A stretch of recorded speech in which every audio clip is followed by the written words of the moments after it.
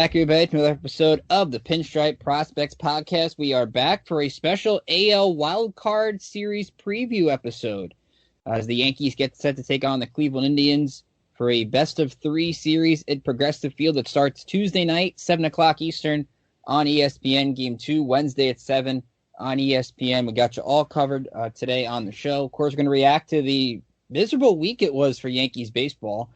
We'll look ahead to the Wild Card Series. We'll be joined by Justin Lada from Indians Prospect Insider. He covers the Indians farm system inside and out, so we'll get some insight on the Indians farm system and dive in a little more into the series. We'll give you our picks for this series, our picks to watch, and of course, we'll talk a little bit about some of the other series we're keeping an eye on in this new Major League playoff format. Remind you to follow us on Twitter at Pinstripe Pros, like us on Facebook, follow us on Instagram. Be sure to subscribe to the podcast on iTunes. Please give us a rating. We hope it's 5 stars. We want to hear from you. Tell us what you like, what you don't like. Feel free to email me, rickjkeeler@gmail.com. Wherever you get your podcasts, chances are the Pinstripe Prospects podcast is there. We'll have an announcement coming up later in the show about what we're going to be doing throughout the playoffs, as long as the Yankees are in it. So keep that in mind later, and we'll tell you about the Dugout membership program as well. Alexis Farinacci is not here today. She will be back with us later in the week. So today I'm joined by James O'Connell. James, how are you today? A little nervous. I think this was the Indians here. This is probably the worst case scenario outside of, again, falling to that 8 seed, having to play Tampa. But of the possible scenarios where it was either the White Sox, the Twins, or the Indians, I think I said it a lot on this show that the Indians are probably the most dangerous team in this postseason just because of that starting pitching. So, we'll see. Definitely feeling a little nervous about it. Yeah, they're the most dangerous in terms of rotation and depth in their rotation because they've got so many pitchers that they can use out of the bullpen in a short series, I think, play a factor, and I think that depth is better than the Yankees' depth right now. I will say, though, the Yankees need to send Brandon Hyde and the Baltimore Orioles a fruit basket because once the Yankees were down 4-0 to the Marlins, I was getting set to say, look, this team's a failure. They're the 8 seed. They shouldn't be the 8 seed. It doesn't even feel like they made the playoffs because the American League as a whole, when you make the playoffs in 8 seed, it just means there were just terrible teams behind you. It feels like a renewed optimism in that you feel like this team can reset. They just played awful baseball this week. So many errors. The double plays on Friday were a joke. Gleyber Torres and Kyle Higashioka can't figure out how to do a rundown on Friday night in extra innings. I just wonder, James, where this team went, and I think, as I said on my show, Kicking with Keeler, they're the one team that can make chaos in the whole bracket because they can go all the way and get hot because of the streakiness that they have, or they can lose in 2 games. It's really weird with this team. Just out of nowhere, the bats went dead. It was either they were scoring 10 runs or like 1. I don't really have an explanation for it. You got to hope they were just waiting to hit the postseason or some nonsense like that. I don't really have an explanation for that. But they better turn it around quick, obviously, because this is going to be one hell of a series against the Indians. Yeah, and it wasn't as if, like, you look at this series, and we'll dive in a little more later. The thing we were looking for the Marlins series, we weren't looking at much. It was how J-Happ and Davey Garcia would do in competing for that potential Game 3 spot. J-Happ gives up a 3-run homer to Garrett Cooper on Friday, but besides that, really got let down by defense and at least went 5+, allowed 3 runs. And then Davey Garcia on Saturday gives up 3 runs in the 3rd inning because the Marlins love to play small ball and just worked perfectly. And then Garcia thinks that Yankee onslaught in the 6th inning, which was like their lone offensive bright spot the whole week, comes back and gets into the 7th, which he's, I think, done more than a lot of different Yankee pitchers this season. As I mentioned to you off air before we recorded, it felt like Happ and Garcia didn't help themselves, but they didn't hurt themselves either.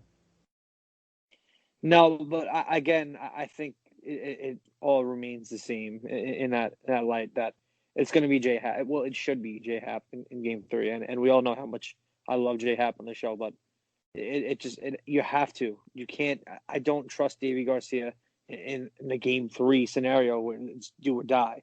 You don't go with the rookie who made less, who was at a cup of coffee in the bigs. You don't do that. You have to go with the veteran, no matter how much you don't trust J-Happ.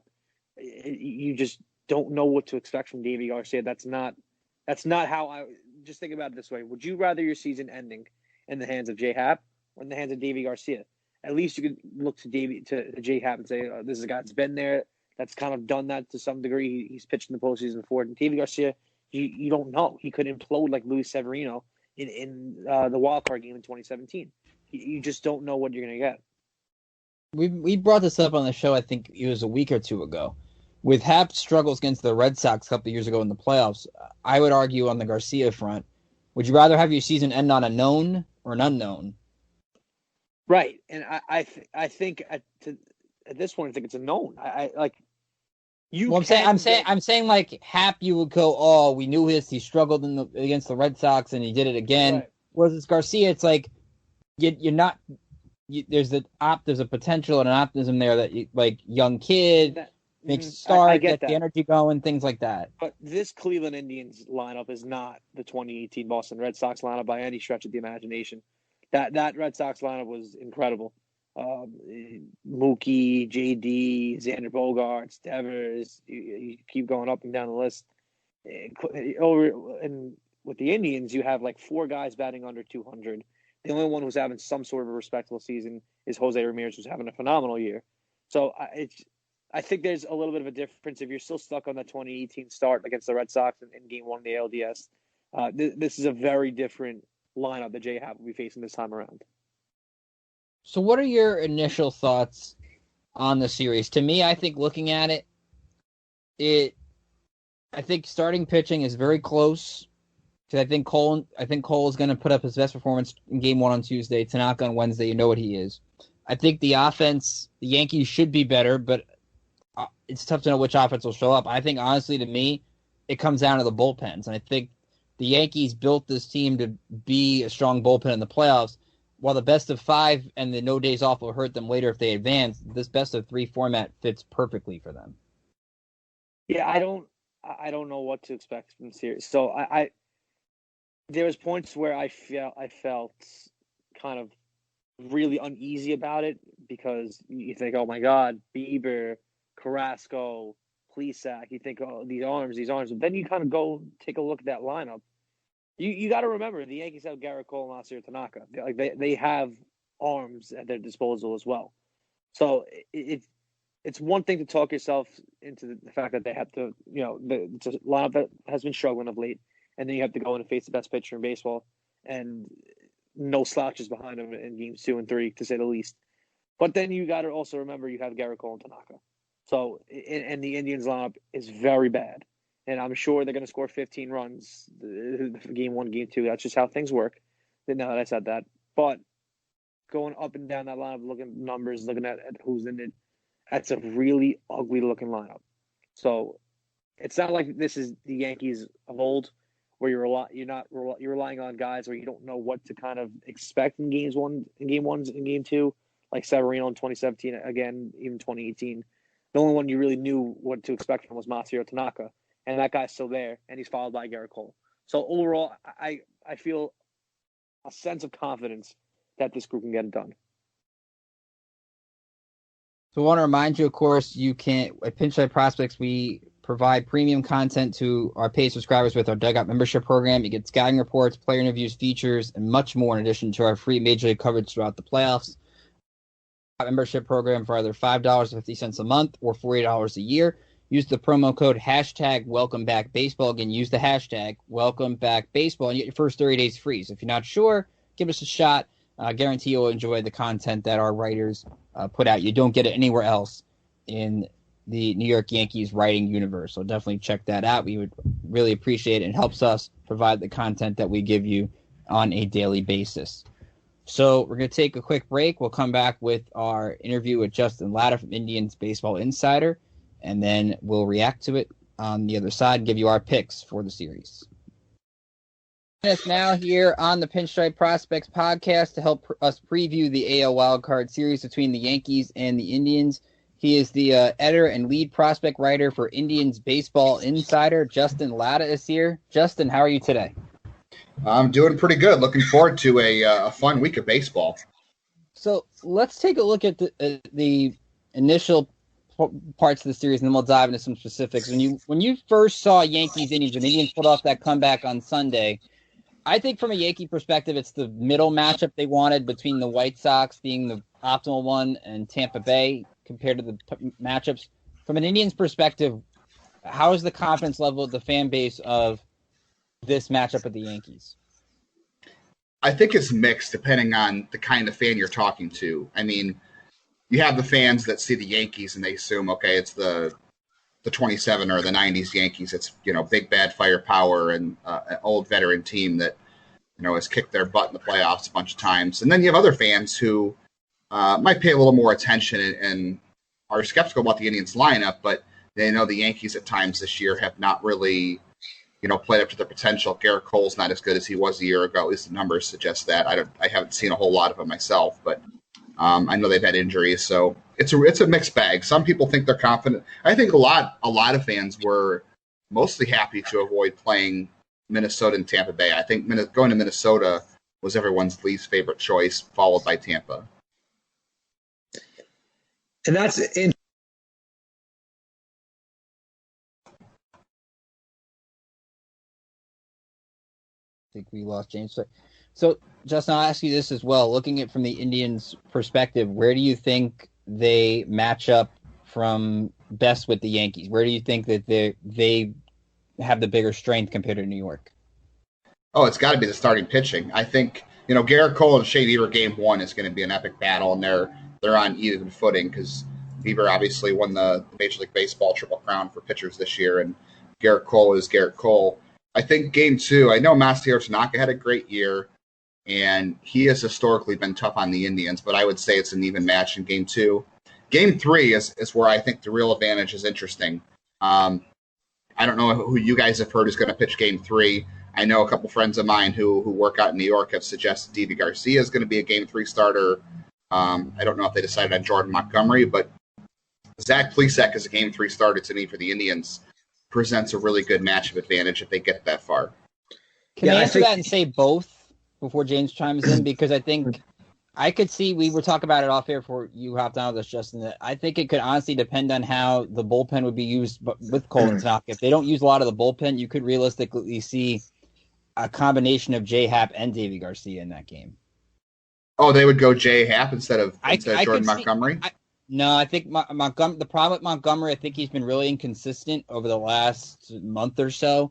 And Happ actually has been pretty good in September. He's given, I think his ERA is like under 3 in the month of September. And I think they'll like the veteran with experience. And then if they have to bring Garcia for his playoff debut, I think they would I would prefer a guy making his debut just coming in, not having to think about it. Yeah, Garcia even out of the bullpen would be an interesting option because, he's got 2+ pitches. That would be interesting. The Indians have not done well against left-handers this year, which is strange because they've got, 4 switch hitters at the top of their order. They've got Jordan Luplow, who is a good platoon bat who historically has hit lefties well. And he has this year, but for whatever reason, they've struggled against left-handers, so that's interesting. But I think that I would guess that Zach Plesac probably is the safer option for to have the Indians' favor in game three versus whoever the Yankees might throw out there among that group.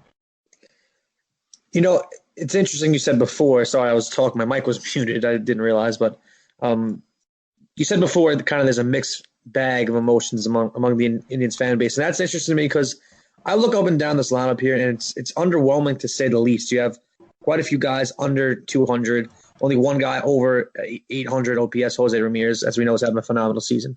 So what is the overall feel about this Indians group? Is not just the series in general, it just this overall team, what was the feel of that throughout the season? The offense underperformed. The pitching was historically great. Shea Beaver had a historically great season. Carlos Carrasco was his normal self outside of a 3-game stretch. Zach Plesac emerged this year as even better than his rookie year, even though he had the, quote-unquote suspension for the protocol violations. They traded Mike Clevenger, and the rotation, didn't take a hit. Their rotation was just as good.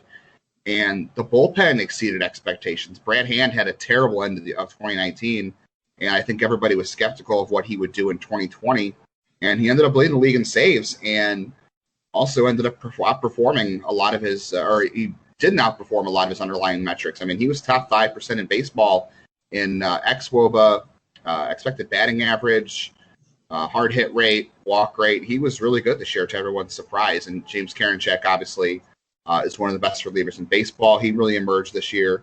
And they had some other guys also have nice years. I think for everybody in Cleveland, it's just, are they going to score enough runs to win? Like, nobody knows how the offense is going to be night to night. Like, they had a great final week of the season. They came back 4 times in epic fashion when, there were a lot of times this year where I would text some of my friends watching the games and they'd be down, 3-0 or 3-1 for the 4th inning. And I would say, this game's over. They're not coming back. Like, if the other team scored 3 or 4 runs, you just assume the Indians were going to lose. It was that bad for a while until this last week. But I think the overwhelming feeling is you just don't know what offense is going to show up on any given night. I don't think who's pitching for their team matters.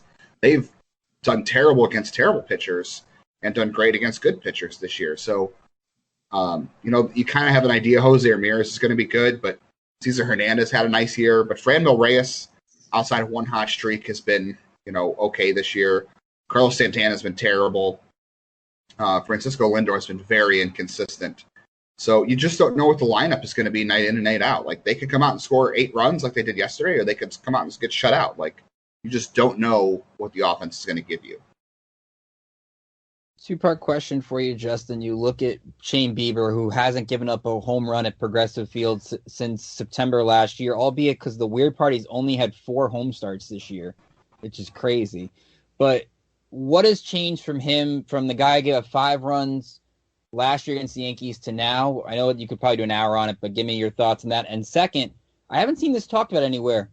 Do you think Matt Blake has an impact on this series? Yeah, the Matt Blake question's really interesting. I did a podcast last night with the host of Locked On Indians, Jeff Ellis, and we talked about that. I kind of slipped my mind that Matt Blake is the pitching coach for the Yankees now, and obviously was the Indians pitching development director the year before that. That does present an interesting matchup because he was, it doesn't really factor matchup-wise, but he knows the Indians pitching staff. I mean, he was around for the development of Shane Beaver, for Zach Plesac, for Tristan McKenzie. He was around, and Aaron Savali. He was around for all those guys. So, yeah, he's going to have a good idea of what those pitchers do, what they're good at, and how you can take advantage of the things they're not good at. So I do think that's going to play a factor. I would say the only 2 things that have changed, and I'm sure Matt Blake won't have a problem picking up on this, but Shane Beaver this year had changed kind of the shape of his curveball. So he has a curveball now. Last year it was more of it's still a knuckle curve, but he's getting more drop on it this year, so more vertical drop. So he can throw it for a strike, and he can also throw it from a strike to a ball. So a lot of hitters think that curveball is going to be a strike, and if you looked at last year's data and last year's shape of the curveball, if it was a ball, it was going to be a ball. If it was a strike, it was going to be a strike. He just had such good command of it. But now it's he can throw it for a pitch that looks like it's going to be a strike coming in and ends up a ball because of the drop. And he's also added a cutter to keep hitters off the fastball too, which is important for him because he does have, a decent fastball. He throws 94, 95, and he's got exceptional command of it, obviously. But, it has a tendency to be straight, and it's the pitch that gets him in the most trouble if he doesn't locate it properly because it's an easy pitch to hit for a home run, just like anybody else's fastball these days, really, unless you have great spin, which I don't think he does. So the adding of the cutter was important for him, and it's been a really good pitch for him. So he has, 6 pitches he can go to now, and if you're a hitter, he's got good command, and he'll throw it in any pitch in any count. So if you're a hitter, you can't go out there and assume he's going to throw. You can't sit on a pitch. Like, you have to be ready for all 6 of his pitches, and that makes him exceptionally tough with how good his command is and how good the curveball. Like, the curveball for him used to be an average pitch. He just had exceptional command. Now the curveball is a double plus pitch, and he has great command of it. So that's what's made him tougher this year.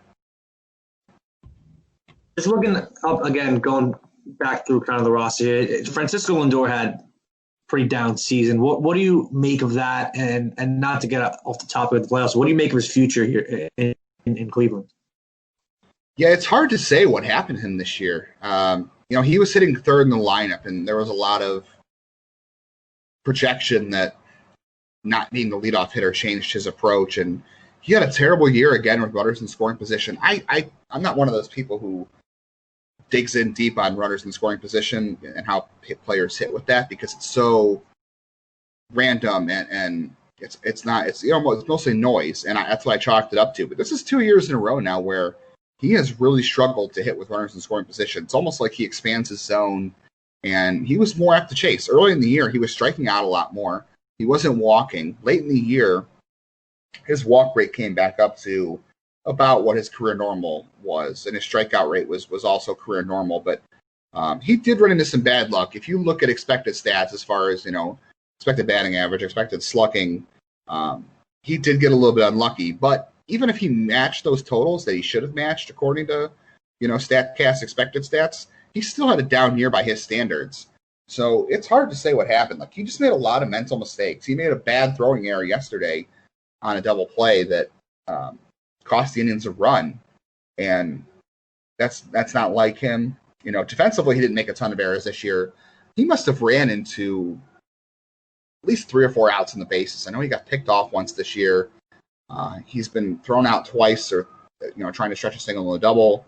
He got thrown out at home a couple weeks ago against the Cubs with Jason Hayward throwing, which wasn't a very deep fly ball.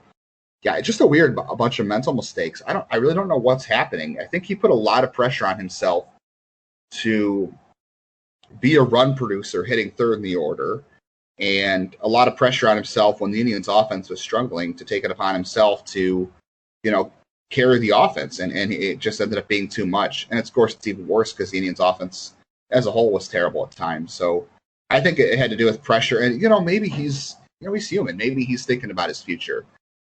There's a good chance the Indians will trade him this winter. I don't know if they will. It's going to depend on the market. Like, I could see them trading him this winter and trying to see if they can get what the Red Sox made or got for Mookie Betts. But I tend to think that Lindor's value is not going to be that high, because I think Mookie Betts is a better player than Lindor. And I also think that the 2020 trade market is going to be pretty rough to evaluate because of everyone's revenue losses with not having fans this season. So I don't know how to evaluate that. I think the Indians keeping Lindor for one more year could happen, but they're going to have to make some other moves roster-wise to give themselves the quote-unquote financial flexibility to do that. And I could also see them trading him if they get the right package. It's really just going to depend on the other things they do. Like, Carlos Santana has a $20 million option. The Indians are going to decline that, but they could bring him back for cheaper. And Brad Hand's got a $10 million option. If they decline both of those, that could give them the room to bring Lindor back next year, I think. But if they decide to keep one or the other, I think there's a good chance they'll explore what they can get for Lindor. But obviously, make no mistake, if Francisco Lindor is an Indian in 2021, that's the end. That's it for him. He's not going to re-sign here. So we look at this series, pitching is either a slight edge to Cleveland or even offense, depending on which Yankee team shows up. Yankees would think would have the edge offensively, but let's look at the bullpen. Brad Hand's been really good for the Indians this year as the closer. The Yankees have Chapman, of course, and Britton. Ottavino's been inconsistent, but he's been okay of late. Green, of course, gets the big outs for them. Where do you stack up the Indians' bullpen? Tell us a little bit more about James Karinchak, because he looks like Wild Thing Vaughn, and sometimes he pitches consistently like Wild Thing Vaughn. What role do you think he's going to have in this series? He's going to be their stopper. So, and obviously Yankees fans are familiar with Andrew Miller. He is going to be the Indians' Andrew Miller. Now, the Indians are not going to ask him to come in the fifth inning and get, 9 outs like they did at times from Andrew Miller, 8 outs. They I hate to say it, they wrecked his arm. They did. But he was the best pitcher in baseball that postseason besides Corey Kluber in 2016. And he was for a stretch in the regular season from 2015 to 2017. So James Karinchak has that talent. They're just not going to ask him to do that. But he's got a nice 2-pitch mix. I mean, he throws 97 with a fastball, and his fastball has the lowest vertical drop, so it stays up. And then he pairs that with that nasty knuckle curve that comes straight down. So those 2 pitches tunnel so well together. That's why hitters have a hard time. For him, it's a matter of throwing strikes. And he's been better, I would say, the last 2 weeks. He had a stretch there where they had to kind of rebuild his I don't want to say rebuild, but he did have some mechanical issues where his curveball was not coming straight down out of his hand, and it was walks. He was giving up home runs. It was a very strange stretch. And in the minor leagues, he had stretches where his command just wasn't there. So, the Indians are obviously going to hope the command is good in the postseason, because if not, their bullpen is in major trouble, because he is the linchpin to that whole bullpen. If James Karinchak is pitching like he can, then he's going to be their stopper. He's going to be the guy that comes in first out of the bullpen. If there's a jam and they take a starter out, they're going to count on him to come in and get some strikeouts to avoid any more damage. The rest of the bullpen behind him, I'm not sure. Like you said, Brand Hand had a good year. They've had other guys that have been good at times. Like Phil Maton has had really good moments this year, and he spins it really well, and he has a good cutter and a good curveball. But he's been inconsistent as of late. Nick Whitgren has had really good stuff this year, but he got hit hard yesterday, and he's been inconsistent lately. The other guy in the bullpen there's two guys in the bullpen, I should say. So Tristan Mckenzie is going to be out of the bullpen in the AL Wild Card Series. He pitched twice out of the bullpen in the regular season to get him ready, and both outings were very good. He was throwing 94, 95.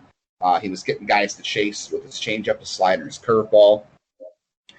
And Cal Quantrill is another guy they got from the Padres from Mike Clevenger. He's been an opener the last two times out. He's been really good as an opener. I don't know how they'll use him in the AL Wild Card Series, because I think if they were to advance past the first round, they might want to hold him to be an opener in the ALDS.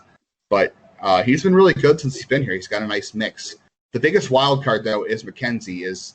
So Mckenzie was hurt all of last year, and he was hurt for the first half of 2018. So this is his first game action in over a year, or over 2 years, I should say. I don't know if they're going to be able to use him multiple times in the Yankees series. They showed the willingness to pitch him on his start day and then on his bullpen day. So he pitched once every 3 days out of the bullpen in his two stints.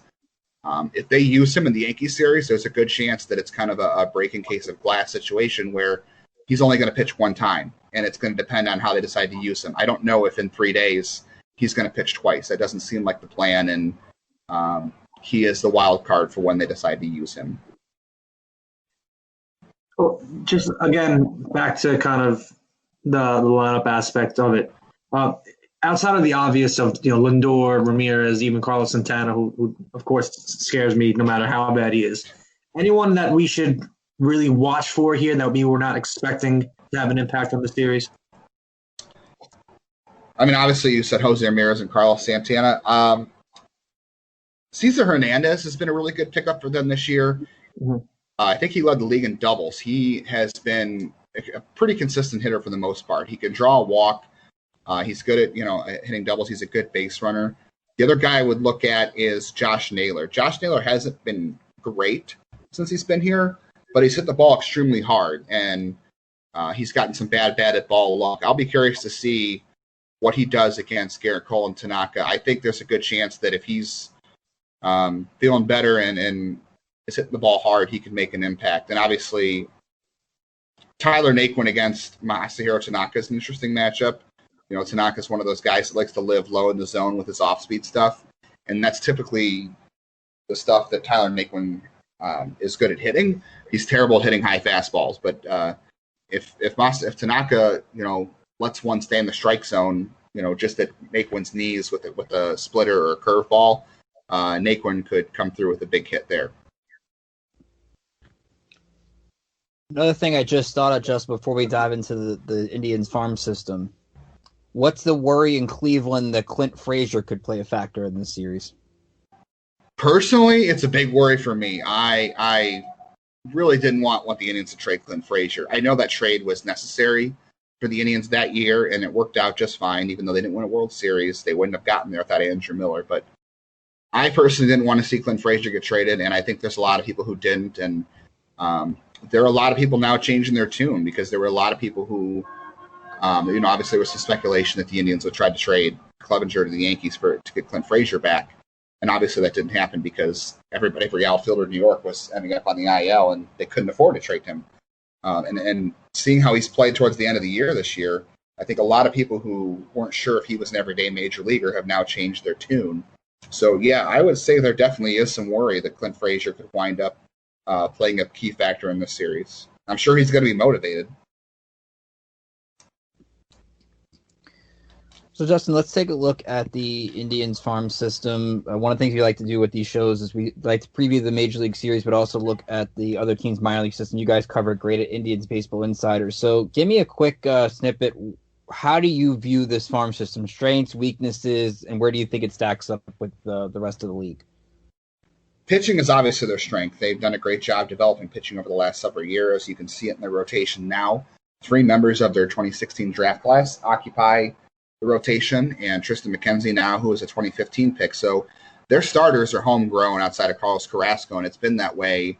I want to say the last time that a free agent starting pitcher pitched for the Indians, it was 2015, and it was Sean Markham. So it's been a long time since a free agent pitcher has been needed to be signed in Cleveland. They do a great job developing pitching. They have 2 young arms in Ethan Hankins and Daniel Espino that both profile as top of the rotation arms. I think Espino is the safer of the 2. I don't know how long of a shelf life he'll have because, prep pitchers who throw 100 miles an hour are usually have a short shelf life, but they've got a ton of starters down there. They've got, I would say they're about 8 or 9 starters deep right now.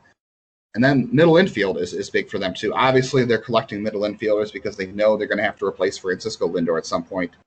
And they've done a great job at collecting a lot of talent. Tyler Freeman is a guy who, had there been a 2020 season in the minor leagues, could have been up by next year. Nolan Jones is their top prospect. Great offensive player. Not sure where he'll end up defensively long term, but, Gabriel Arias, who they got in the Mike Clevenger trade, looks like he could be a future star if he works on some things. They also got Owen Miller in that deal. Aaron Bracco looks like a future good-hitting second baseman. Brian Rocchio is a great defender, and they're just looking for him to add some muscle and work the bat a little more. He almost looks like a Lindor clone with his batting stance, honestly. As far as weaknesses, it's outfield. They've done a terrible job developing outfielders, and even in 2016, Tyler Naquin was their starting center fielder, and he was a rookie, and he's in the best outfield they've developed in a long, long time, and they've struggled to find outfielders. They didn't give Daniel Johnson a chance this year, who's one of their better outfield prospects, and Bradley Zimmer hasn't quite panned out. He was one of the guys that could have been in that trade to send to get Andrew Miller in 2016 and end up being Clint Frazier. And George Valera might be their best outfield prospect, but he's a couple of years away. So they're waiting on him. And Will Benson has all the tools to be a great major league player, but just can't stop striking out. He's just got major swing and miss issues preventing him from utilizing that power and speed. If he could cut his strikeout down to even Joey Gallo rate, I think he could be an impact player. But yeah, they really don't have any outfielders in the system you look at right now and you feel good, maybe outside of Daniel Johnson, who can contribute within the next year or two. So what did you make of the Indians draft class this past year? Obviously shortened draft, 5 rounds, really tough to predict. They apparently like pitchers named Logan Allen, but besides that, I love the Tanner Burns pick. I think that's a guy I thought the Yankees would have drafted, a good pitcher in the SEC, not a bad floor, pretty good ceiling. What'd you make of their draft class? Yeah, I thought they had a good class. They ended up with Tanner Burns, ended up with Logan Allen, and Mason Hickman. Those are 3 pitchers that fit the Indians' profile. They all have had college success. They throw a lot of strikes. They've all got great command. So those are guys that they developed very well. And obviously Tanner Burns having SEC success is really important too. That's the kind of profile they are very good at developing, very reminiscent of Shane Bieber, Aaron Savali, and Zach Plesac. So they pick 3 pitchers that they know they have success developing, and they can turn those guys to the major leaguers. To me, I think Tanner Burns can end up in the rotation as soon as 2022. I think that guy's going to move fast. Mason Hickman as well, and maybe even Logan Allen. The pick I was surprised by, but I liked more as I got more familiar with him, was Carson Tucker. I think a lot of people had the Indians going a very different direction with their first pick this year, and they wound up going with Carson Tucker. And I think that had there been a 2020 season, I think he would have probably not lasted to their pick. I think a lot of teams would have taken him a lot earlier had they seen him more.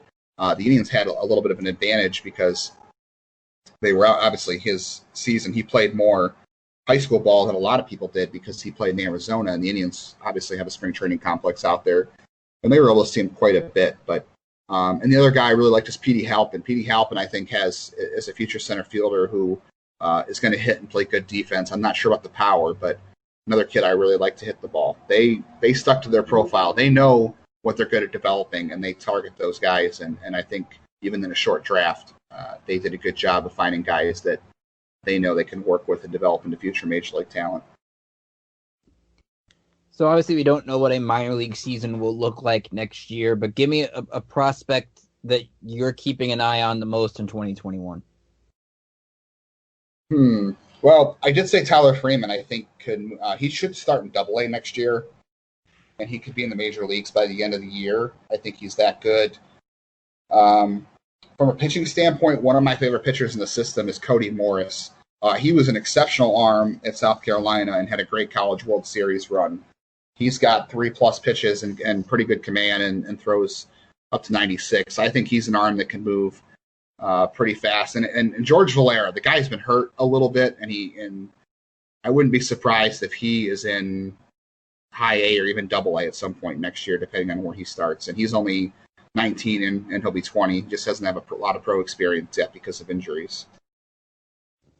Yeah, this is definitely, I think, if you're an Indians fan, you love the lower levels of this minor league system. I watched their team Mahoning Valley last year. They've got a lot of good young talent. There was a reason they were really good. So keep an eye on them. Daniel Espino, I think, another name to keep an eye on. Definitely one of those players that can make a move. So, Justin, before we let you go, first off, we got to get a pick from you. Who do you like to win the series and why? I'm going to say Indians in 3 just because of the starting pitching. I think if they get to a Game 3, I think their starting pitching will help them out last. But if they lose Game 1, it's over. They have to win Game 1. So if they win Game 1, I think they'll win the series. If they lose Game 1, New York in 2. If the Indians win Game 1, it's the Indians in 3. Yeah, that's kind of a cop-out, I know. No, I think regardless it's a 3-game series. I think because you could go either way. Even if Beaver beats Cole, Tanaka's got that big game thing in Game 2. He could beat Carrasco, and I think even if the Yankees win Game 1, Carrasco's a pretty capable pitcher himself. I could easily see a split in these first 2 games. It wouldn't shock me either way. Yeah, I can see that. I just think that the offense is going to have a hard time building momentum if they lose the Beaver start. I think it's going to send some bad vibes. I don't think they can afford to lose that start. But you're right. I mean, they only lost 1-0 to Tanaka in 2017, and that was because Andrew Miller allowed a solo home run to Greg Bird, the first left-hander to get a home run off him all year. So, and Francisco Lindor and Jose Ramirez were awful that series outside of Lindor's grand slam. So, yeah, anything can happen, I guess. I just think that it's going to be awfully tough for them to battle back if they lose Game 1. So tell listeners out there about Indians Baseball Insider, the work that all of you do over there, and how can they follow you and the site on Twitter?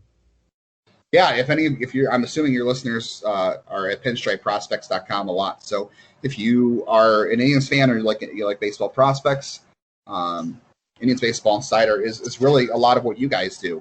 We are a subscription site, so our minor league content is behind a paywall. It's $4.99 a month. We don't charge a lot, but we're writing about prospects all the time. We found creative ways to do it this year, even though there was not a typical minor league season to cover. But you can follow the site on Twitter at @official_IBI. We do a post game on Periscope after every game. We did this year, and we'll do it in the playoffs. So yeah, go to IndiansBaseballInsider.com. Follow us on Twitter at @official_IBI, and you can follow me on Twitter at JL_baseball. Fair warning, anybody who follows me, though, I tweet a lot. So if you're someone who doesn't really like to get your timeline clogged, be careful following me, because I think I've already tweeted I have 150,000 tweets on my account lifetime. So if you're someone who doesn't like a large swarm of baseball tweets, be careful, consider following me. So be sure to follow Justin and his team's work throughout the series. They do good Zoom interviews post game, so they'll have a post game. We'll have a post game. It'll be a lot of fun. Justin, again, thanks for hopping on. Keep up the great work, and we'll talk again soon. Thanks for the time, and good luck in the series. Yeah, thanks for having me. It was good to talk prospects in the series with you guys. Thank you. Appreciate it, guys. We'll have to do this in reverse maybe next. The show, James, to me, looking at that half hour, a lot of interesting content, and I think view the Indians and their landscape, view the series, I think, equally as Yankee fans do, and that's what makes, I think, why this is the best series out of the 8 that are being played. Yeah, I think everyone on both sides here is a little uneasy, a little not knowing what to expect. Like you said, there's confidence on one side, but then there's some doubt on the other side that the ghost of Yankees past is going to come. The only thing that kind of stood out to me is I think people forget just how good this team can be because of the struggles they've had this season. When Shane Bieber's walking out on that mound in Game 1, or walking into the dugout, he picks up that lineup card. He's like, holy shit! Look at this team. So I don't know. I just there's a lot of uneasy feelings on both sides. I've seen this pointed out, and I think Buck Showalter brought this up on the Yes postgame show Sunday night. Does Shane Bieber have more pressure in this game than Garrett Cole? I never thought Cole would be the one with the least amount of pressure considering the contract he has, but Bieber's the Triple Crown pitching winner and the likely unanimous Cy Young winner in the American League. I still think the pressure's on Cole. Just strictly because of the contract, because it's the Yankees, and if Shane Bieber goes out there and gives up a couple runs to the Yankees, what's that really going to do for his, I don't know, legacy or fandom? I don't know, because this is you look up and down that Yankees lineup and you see those names, you're like, wow. But if Garrett Cole goes out there and gives up 4 or 5 against a team that has one guy with over an 800 OPS, then he's going to get ripped to shreds. So I think the pressure is really more so on Garrett Cole. Let me give you the numbers. I saw this ESPN.com had it in their batter pitcher stats. I think MLB's is a little bit different. Maybe they include the playoffs in this. So these are probably just regular season numbers. Cole did face the Indians, I think, a couple years ago in the playoffs. Indians hitters against Garrett Cole, 6 for 60, 17 strikeouts, 1 home run. And that was from Jose Ramirez, I think, in 2018. So the Yankees did hit Bieber around last year. That's why I asked Justin that question. I said the Yankees did get 5 runs off of Bieber, I think, an inning and 2/3 last year, in a game that they hung on to win 7-6. I wonder where the Yankees haven't seen Bieber as much as the Indians have seen Cole. Compared to postseason series, Yankees have only seen him a couple of times. And I think that's where having Matt Blake as the pitching coach who's helped Shane Bieber develop will kind of make up for the lack of experience against him. It is an interesting thought there, because you forget that the Matt Blake aspect, the Matt Blake impact here with being essentially running the organization, the Cleveland's organization pitching system down over there. So I think it's somewhat of a competitive advantage to the Yankees having Matt Blake over here. I don't know how much that's going to help, because, again, those guys are absolutely disgusting. But, yeah, it's nice to know, to have some sense of comfortability that there will be some form of familiarity amongst the Yankees hitters, thanks to, in part, to Matt Blake. One of the things that worries me about the Yankees in this series, and you've seen it over the last week, is their defense. We've talked all season about how bad Gary Sanchez has been behind the plate from a defensive standpoint. Gio Urshela is great at third. DJ Mayhew's great at second. After that, I mean, their outfield defense is okay, but this is a team that's made the most, I think it's still the most errors in all baseball this year. And if you're going to play close games in the playoffs, your defense has to get better. I'm worried Gleyber Torres is going to airmail a throw. I'm worried that Luke Voigt, as great as he's been this year at first base, is going to make a mistake. And you can't afford to make those kind of mistakes in the postseason like they were doing out in Buffalo and Miami, where Luke Voigt basically said they played like the Bad News Bears. The guy that I'm most worried about in defense is obviously Kleber. Again, Hicks is so good in center unless he's playing in Buffalo where he can't see the ball in the sky. Aaron Judge is great and right, as we know. But Gary and Gleyber, you just don't know what to expect. Those two alone can kind of cost you a game, cost you a series. So that's where my concern's at. So looking at this Yankee lineup, I think Giancarlo Stanton, I won't say turned a corner, but he had a big RBI double on Saturday. Aaron Judge has struggled since coming back. Where's the level of concern in this offense? I think to me it's just the fact that a lot of strikeouts, and although Cleveland has struck out just as much as the Yankees did in September, so that's something to keep an eye on. I'm worried about the Yankees against off-speed pitches. I still think they chase way too many outside the zone. Bieber can take advantage of that. I don't really know if Carrasco can. But I think it's more that I wonder if the Indian scouting report this week, especially when they get to their bullpen, is going to be throwing just a bunch of off-speed pitches at these Yankee hitters and make them chase. I'm not as confident in this lineup as I was kind of last season heading into the postseason. Even though I knew the Houston Astros, they were eventually going to run to the Astros, and they were essentially going to be beat by a better team. On paper, there's no lineup better than the Yankees in baseball. But as far as performance, there's a ton of them. The White Sox, the Twins, just keep the A's, the Rays. I mean, just you don't know what to expect right now. They could explode for 10 runs. They could go silent for no runs. It's really concerning, and especially against right-handed power pitchers, right-handed pitchers with nice off-speed pitches. It's an uneasy feeling right now. You just don't know what group is going to show. And if it's the team that everyone thought they would be, then you're looking at number 28. But if it's the team that we've seen recently, or specifically the last 6 games, you're looking at a very quick wild card round exit. Especially, I think what raised the concern level going into the series drastically. Everybody thought once the Yankees got home from Buffalo for those 3 games with the Marlins that the offense is going to come back. Yeah, they'll have to go on the road for the playoffs, but maybe it'll get their confidence going. Outside of Saturday in like the 6th, 7th, in like the 5th, 6th inning, there wasn't really much there. Nope. And that raised a huge red flag because you look at this Yankee offense down the board on the road. Voit, even though he's got 6 homers, hitting .212. Torres in 72 at-bats, 194. Sanchez, 103. 35 strikeouts to 5 walks. Judge, 242. LeMahieu, not bad, 283. And Rochelle has been great on the road, hitting 323 this year. This Yankee offense, they get away from the stadium, and I know they're built for the stadium. It's so drastic, I think, this year, how bad they are away from the playoffs. And if they're going to want to accomplish their goal, it's going to be both in Cleveland and out in California and maybe in Texas for the World Series. They have to figure out how to hit away from home. Yeah, that's been a concern. I said it. If this group had home field advantage, I think we'd all feel very differently right now. That's been the case for years to this point. They've just played better Yankee Stadium, and they have to go out and win a series on the road in Cleveland with those top 3 guys. It's concerning because this is not a good road hitting team, and just in recent years it hasn't been in general from 2017 on. So. They have won big postseason games on the road. In 2017, they won. In 2018, they won Game 2 of the ALDS. 2017, they didn't win the game in Cleveland or Houston, so never mind. But last year, they won the Game 3 in Minnesota. So they have won big games on the road before. But you would feel a lot more comfortable how to be at Yankee Stadium.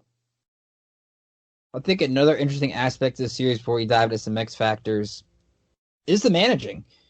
There's a lot of pressure on Aaron Boone going into the series. I think he has to find a way to have a successful playoffs here. Not to save his job. I think his job is fine.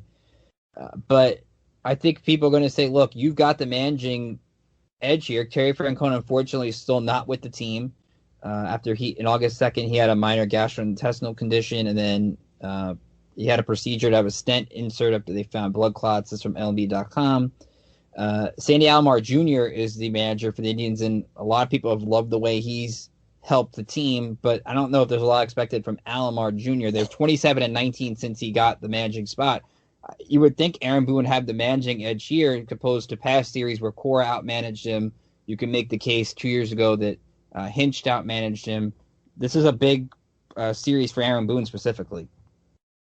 Yeah, it is, and people were kind of calling for Aaron Boone to get hired already in the middle or towards the end of this short season.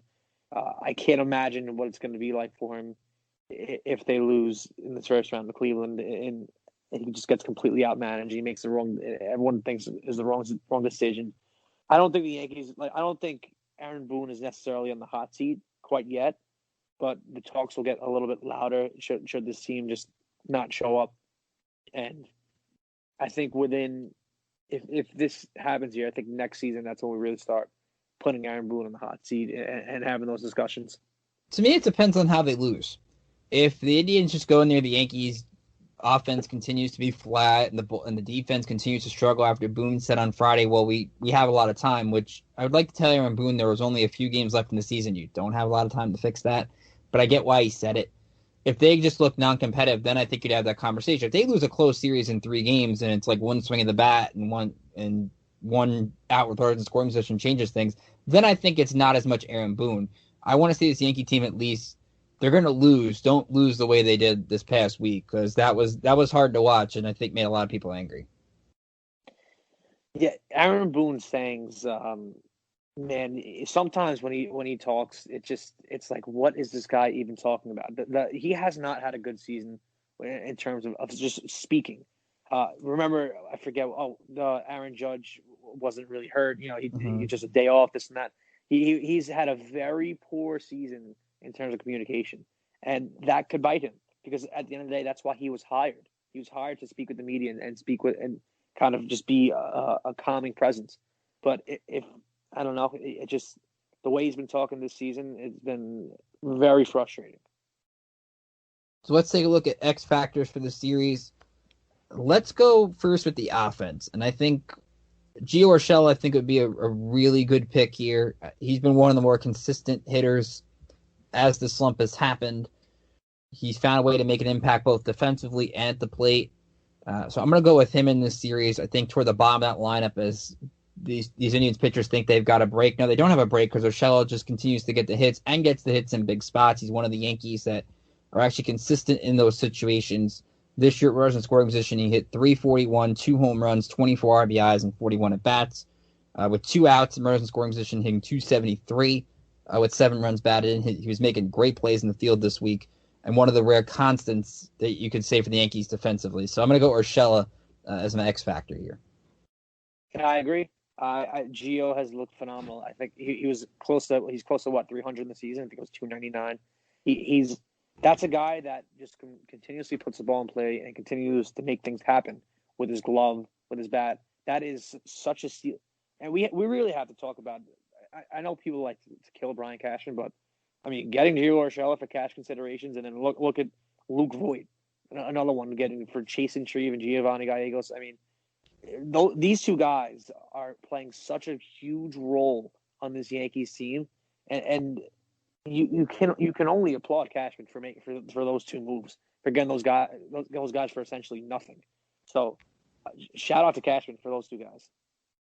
Now, there is some history between these 2 teams. It's the 5th time they're going to be playing the postseason. The recent one being the Yankees winning that ALDS, coming from 0-2 down in 2017. Of course, Cleveland won in 2007.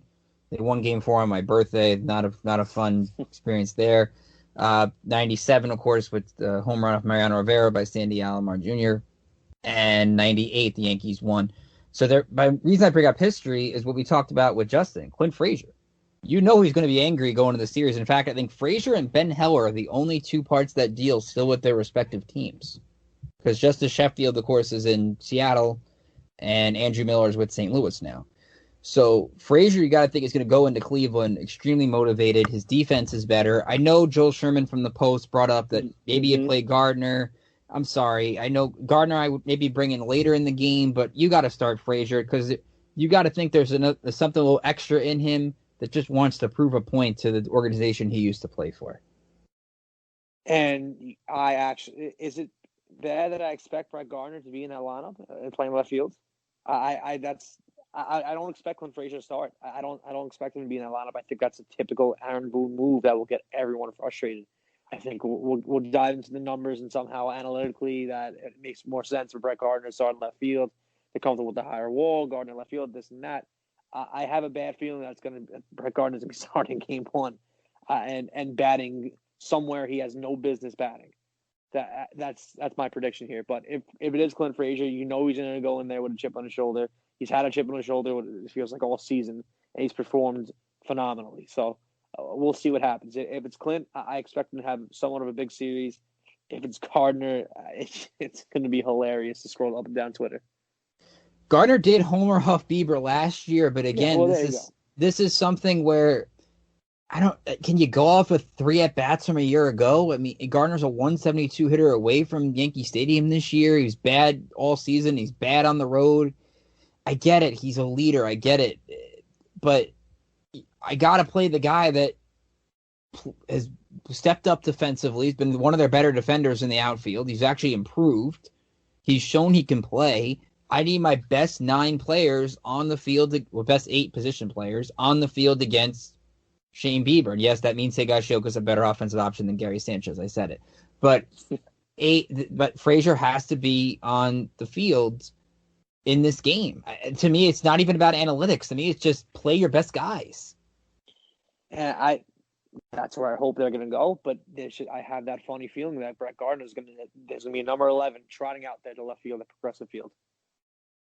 So we've gone over the offense. I think Stan's 1-2. I think he kind of gets – he's not going to get lost in the shuffle, but a lot of it's going to be on Judge. It's just everyone expects so little from him now, I think. I think more people expect stuff from Judge than Stanton. I think Stanton now was expecting to struggle. I 1,000% expect Aaron Judge to flip a switch in Game 1 and be the guy that we know he is. Giancarlo Stanton, I can't say the same. Shane Bieber going in there against Giancarlo Stanton he will undress Stanton until there's no tomorrow, probably, if I had to imagine. Carlos Carrasco with that slider away, again, will likely undress Giancarlo Stanton. I'm expecting nothing from Giancarlo Stanton. So, but I am expecting the world from Aaron Judge. I don't know why that is, but I just feel like that's the guy who could really just flip a switch whenever he needs to. He did it in 2018. I guess he tried to do it last year, but that's a guy that I really expect to have the biggest impact on the series in that lineup. Him and DJ. Now, looking at it from a pitching standpoint, who do you think is the X factor for the Yankees on the pitching side? I'm not going to say Garrett Cole. So if it gets to a Game 3, I guess it's J Happ. But you know,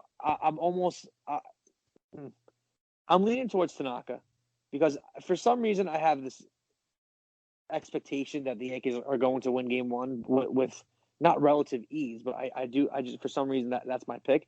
And if Tanaka doesn't win that Game 2, you're going to have one way or another. You're going to have a very difficult time winning the series. Even if they lose Game 1, obviously Tanaka loses Game 2, they're done. But if you win Game 1, that Game 2 almost feels like a must-win because you want your season in the hands of J. Happ or David Garcia. You don't. You need Tanaka to be that guy. So I want to go with Tanaka as the X factor. It's a good pick on Tanaka. You look at his road numbers this season, only 4 starts made on the road, but a 2.33 ERA, 19 strikeouts, 4 walks, and a lot of those earned runs were in Buffalo this past week, where you can tell he admitted basically that being the last start he might make in a regular season game in a Yankee uniform was on his mind, and that's normal. That is actually very candid. I'm glad Tanaka at least brought that up because that's something to keep in mind. So I do think if he gets that low strike call, which he did not get in Buffalo, that makes a huge deal. And he tends to get that low strike call in the playoffs, so that helps. I'm going to take a different approach. I'm going to look at the bullpen here. I'm going to go Chad Green. We know Aaron Boone loves to use Chad Green, especially in the playoffs. But Green this season, a 4.73 ERA away from Yankee Stadium in 11 games. At home, it was a 2.19 in 11 games. To me, that's a little bit concerning. We know Boone tends to go to Green in those high-leverage situations. Ottavino's been better. We kind of saw Ottavino pitching in a 10-3 game on Saturday. I found that odd. But he has been better over the last month. I can't expect him, though, to be any high leverage, at least right away. So outside of Britton and Chapman, Green's going to be the guy who gets the ball. Maybe Loaiza gets a little bit, but I just looking at those numbers now, James. That high ERA for Chad Green on the road concerns me. The whole bullpen concerns me. Really? It does. Yeah, it does. I'm not as confident in this bullpen as like, okay, just give me 5 good innings and we turn over the bullpen and it's the game over. I don't have that feeling anymore. Ottavino, again, is not, we know the story with him. Chad Green, I don't know why I don't I do trust Chad Green to a degree. It's just that there's something uneasy about him when he steps on the mound for me. I don't know what it is, and we all know Aroldis Chapman can unravel at any point. So I'm not as confident in this bullpen as I was in years past, or even before the season. So if you want to label the whole bullpen as an X factor, I would agree with that. So I think they're coming in on a better note. I mean, Chapman's been really good in September. Yeah. Britton, I think, has pitched better. So I think if And there's, I trust Zach Britton. They are in a. I think they're in a good mindset going in, where I think the pressure's on the offense. I think the pitching as a whole, and I brought up on a tweet I said where the Yankees ERA hasn't been great in September, but that's a lot of it from the Buffalo games. I think mostly their pitching hasn't been the problem. At least the bullpen this month. Outside of early in September, the handful of games, I think it was like the Mets and the Braves. I think their bullpen's been okay for the last 2-3 weeks. Yeah, I don't know. I just. It's not that I don't trust the bullpen anymore. It's just I don't know. It's weird. I have a weird feeling with this bullpen now. What do you think Jordan Montgomery's role is? Jordan Montgomery's role, because he's intriguing. Because if he can add a couple miles an hour to that fastball, I'm interested to see if they do use him independent in this series. Jordan, I think you would see the only time I think you see Jordan Montgomery is in that game 3 where someone where there's a disaster that strikes, where I don't know. I could see him maybe getting, if it's a bullpen game, see him getting 2 innings. I don't see him. I don't see the Yankees riding their season on Jordan Montgomery by any stretch of the imagination, or trying to piece something together with him. I don't think he's really a part of the plan whatsoever. I think he's more of an emergency option. Yeah, I tend to agree with you there. I think it really just comes down to you have your big pitchers. I mean, Clark Schmidt, I don't know really what he did to me. I think he'll make the roster, but I don't really expect a lot of big contributions from him. But I think the one thing you look at, and it's what Justin told us, if Cleveland struggles against left-handed pitching, maybe you just see Montgomery for an inning or two out of the bullpen in one of these games to kind of throw the Indians off a little bit. And Montgomery, at least last 3 starts, albeit inconsistent, 24 strikeouts to 3 walks. So Montgomery at least is coming in with some form of confidence. To me, he has not looked any sort of good this season. He looked very good in spring training, in both spring trainings, but I haven't been impressed by any means by Jordan Montgomery, and I don't really expect the Yankees to utilize him. And I think the Yankees, if they're looking for a lefty to kind of switch things up, I think they would actually go with Tyler Lyons before they go with Jordan Montgomery. Okay. I don't see a big role for Montgomery. So it's time to make predictions. And if you go off some of our predictions during the season, they're not great, but we don't hold predictions against anybody because it's 2020. James, who do you like in this series and why? I'm going to say the Yankees in 2. And that's after kind of my negative kind of rant here. I don't know. I felt kind of all year long this team didn't have it. But now that I'm looking at the Indians, this is a really bad lineup. Like, this is an ugly, ugly lineup with guys who are not hitting at all, who haven't hit all season. Francisco Lindor is batting .258 with a .750 OPS. That's not the guy, and granted, I know Aaron Judge has been struggling, and the Yankees' big bats kind of have been struggling, but there's one guy in the whole lineup that like oh man, he could lose a ball here. It scares me. It's Jose Ramirez. He's had a great year. Carlos Santana is batting .199. The Indians have a very bad lineup, and everyone gets caught up in the pitching, and I get it. But if the Yankees catch fire, it doesn't matter who's on the mound. They'll put together 5-6 runs. And if they have if they can have one of those 2-game stretches where they just completely bash the ball, this will not even be close because the Indians just simply cannot hit. They're not a hitting team. So I'm going to go Yankees in 2, and I hope it works out. Yeah, I've gone back and forth on this. I told James off the air that the Yankees played the Rays. I was going to pick the Rays in a sweep. I don't know if I'll revisit that next week if that is the matchup. I'm going to go Yankees in 3. I think in the end, when I look at this matchup, I think the starting pitching-wise, it's either a slight edge to Cleveland, if not even.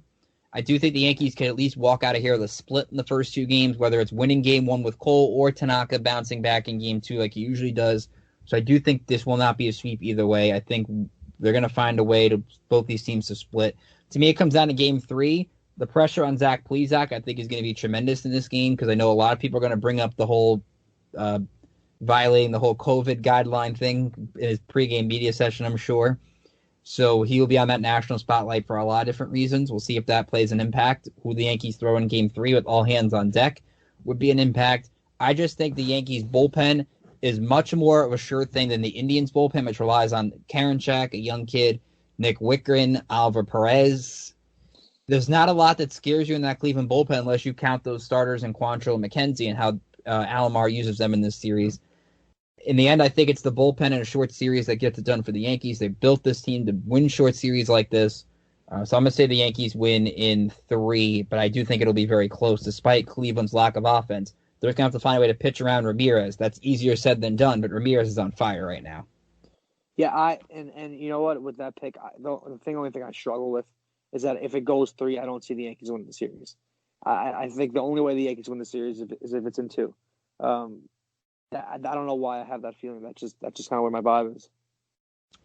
Looking at the other, we'll use our final thoughts here to look at the other playoff matchups. You got in the American League, you got Blue Jays, Rays, White Sox against the A's.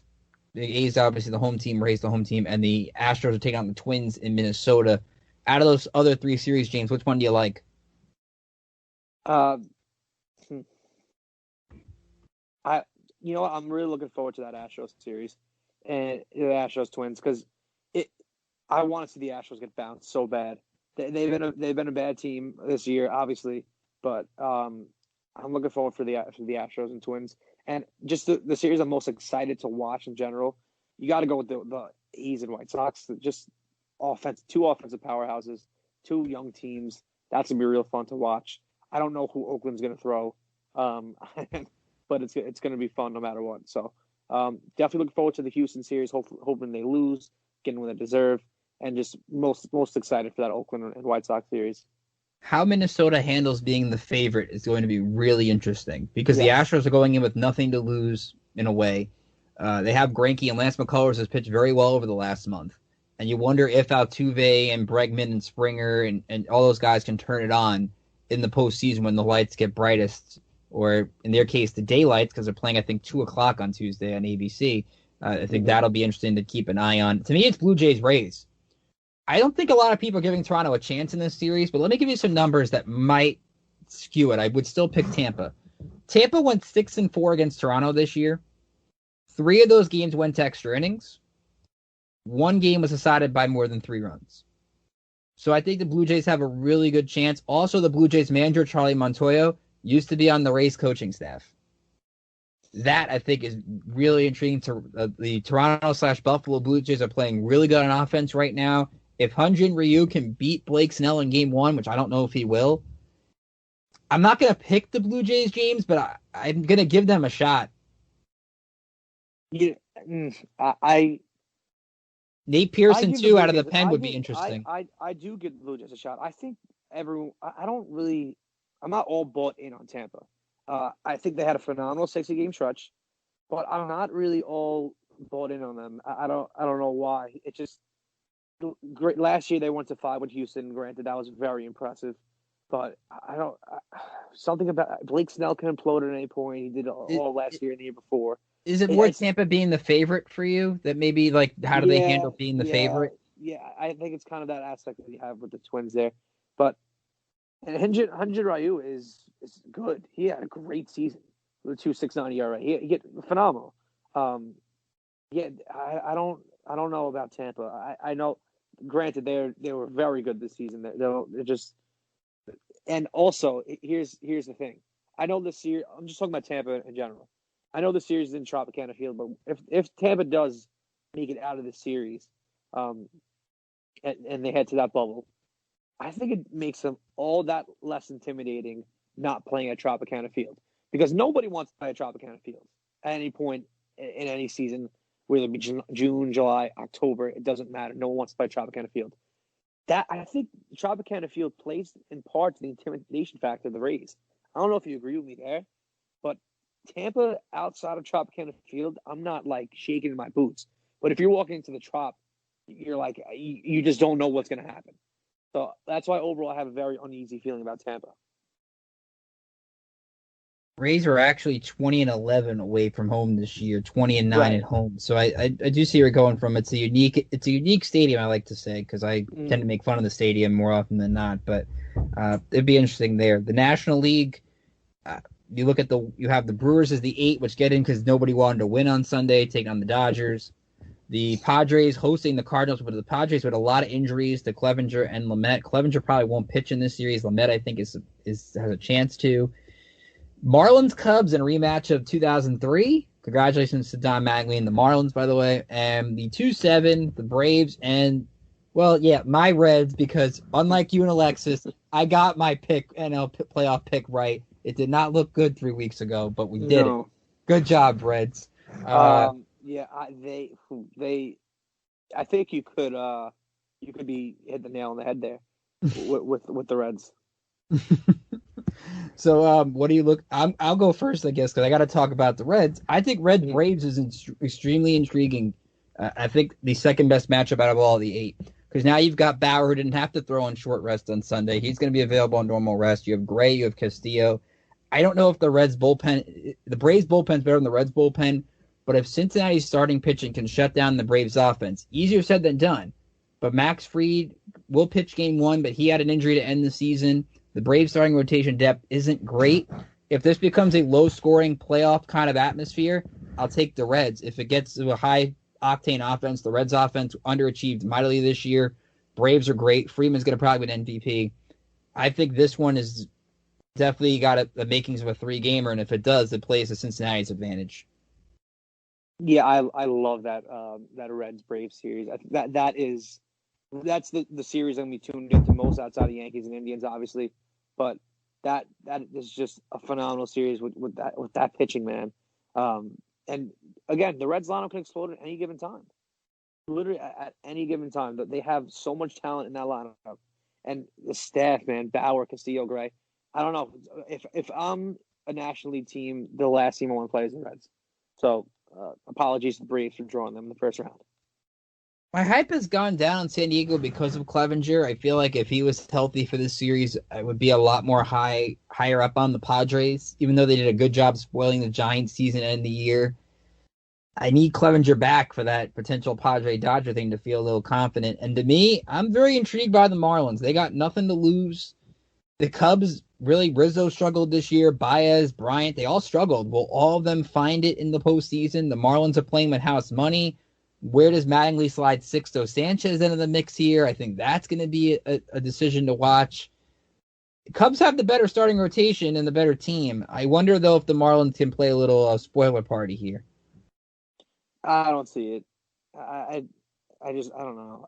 The Marlins, it was a great job getting in. Obviously, very impressive. But I don't see them winning the series. The Cubs, I think, are far too talented.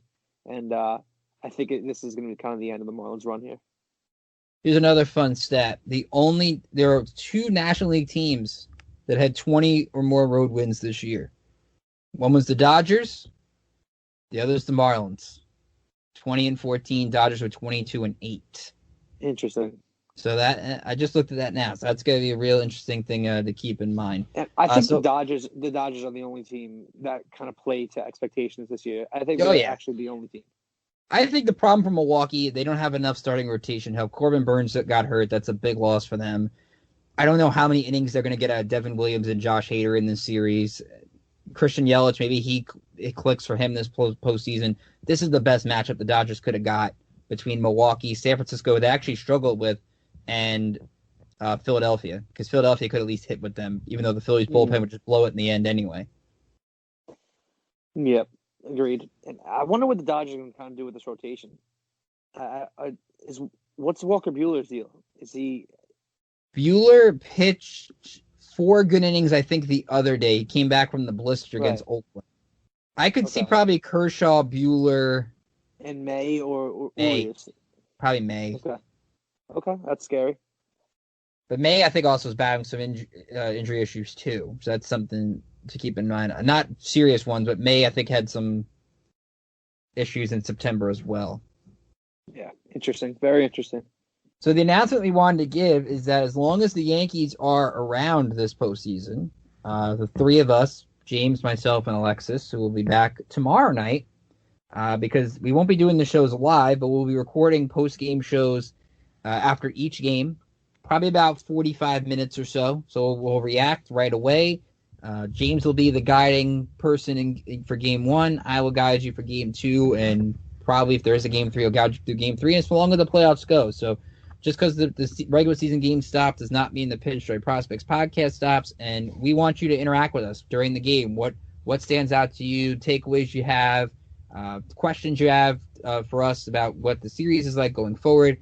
We're going to be like, I wouldn't say interactive because we're not live, but we wanted to do a post-game show for all you guys, so you'll hear from James, myself, Alexis, maybe one or two other people from the website. And I think we'll have a lot of fun doing those games or just venting and yelling at each other because I think that's what we do best. So that's always fun. Yep. So I want to remind you, you can follow us on Twitter at Pinstripe Pros, like us on Facebook, follow us on Instagram. Be sure to subscribe to the podcast on iTunes. Please give a rating. Hope it's 5 stars, but just give us your feedback. What do you like? What you don't like? And you can subscribe wherever you get your podcasts. You can make sure to sign up for our Dugout membership program. Again, $5.50 a month, $40 a year. And you get a chance to have 30 days free. Just use the use the promo code #WelcomeBackBaseball, and you get your first 30 days free. So be sure to check that out. Thanks to Justin Lada from Indians Baseball Insider for joining us to talk about the series.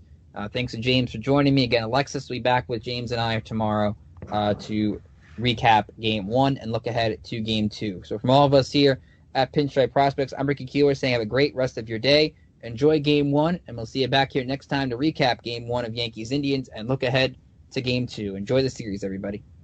Later.